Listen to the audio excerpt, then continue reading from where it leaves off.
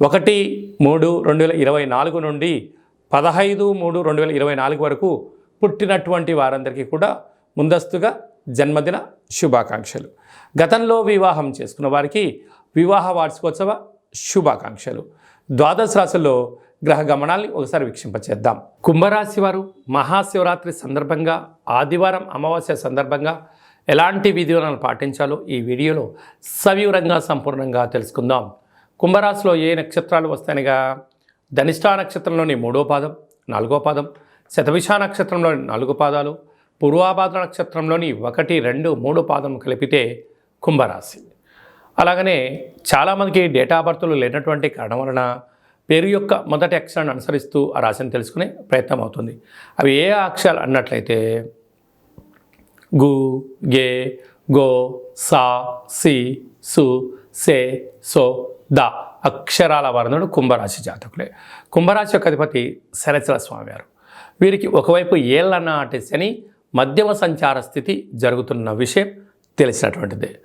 రాశిలోనే 30 సంవత్సరాల తర్వాత రవి శని కలయిక మరియు బుధ సంచార స్థితి, బుధాదిత్య రాజయోగము, త్రిగ్రహ కూటమి, ధనస్థానంలో రాహు, తృతీయంలో గురువు, అష్టమంలో కేతు సంచార స్థితి, వ్యయంలో కుజుడు శుక్ర సంచార స్థితి ఉండడం వల్ల కుజదోష ప్రభావ కారణం వలన ఎల్లనాటి శని యొక్క ప్రభావం ఉన్నప్పుడు వృత్తులలో, ఉద్యోగాల్లో, వ్యాపారాల్లో, సేవారంగ కార్యక్రమాల్లో మీరు ఎంత సమయాన్ని వెచ్చించి హార్డ్వర్క్ చేస్తూ ఉండినను పై అధికారులు, సహ ఉద్యోగస్తులు, నీ తోటి వారందరూ కూడా తెలియకుండా ఎక్కడో మీ పైన తెలియనటువంటి శత్రు ప్రభావం, ఎంత అణగదొక్కుదామని మిమ్మల్ని ట్రై చేస్తున్నా కష్టపడి పనిచేసి విజయానికి మీరు దగ్గర అవుతూ ఉంటారు.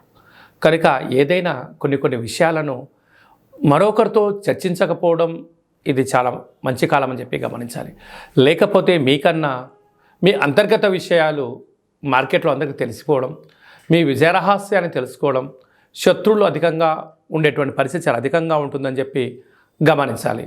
అదే కాకుండా సాఫ్ట్వేర్, హార్డ్వేర్ ఉద్యోగస్తులకు ధనపరమైన చిక్కులు స్వల్పంగా ఉన్నాయి. మీ జన్మ నక్షత్రం రోజున అష్టమి, పూర్ణిమ, అమావాస్య తిథుల యందున దూరావాయు జల ప్రయాణాలు పెట్టుకోవడం ఉత్తమోత్తంగా భావించాలి. కనుక కుజదోష ప్రభావము, ఎల్లనాటి శని యొక్క ప్రభావం ఉండడం వలన ఈ యొక్క మహాదేవుడికి నవధాన్యాలతో అభిషేకం చేయడం, బిల్వ దళాలతో అర్చన చేసుకోవడం, పంచామృతాలతో లింగోద్భవ కాల సమయంలో అభిషేకం చేసుకోవడం వలన దుష్టగ్రహాల తీవ్రత తగ్గి సత్ప్రవర్తన కలిగి అదృష్టం మీ సొంతం అవుతుంది.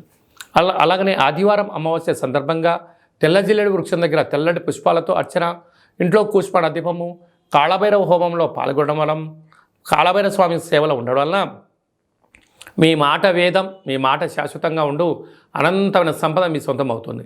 సాఫ్ట్వేర్, హార్డ్వేర్ ఉద్యోగస్తులు, గృహ భవన నిర్మాణ కార్యక్రమం చేసేవారు, వ్యవసాయ సోదరీమణులు, స్వయం వృత్తుల వారికి ఇది చాలా మంచి కాలము అని చెప్పి గమనించాలి.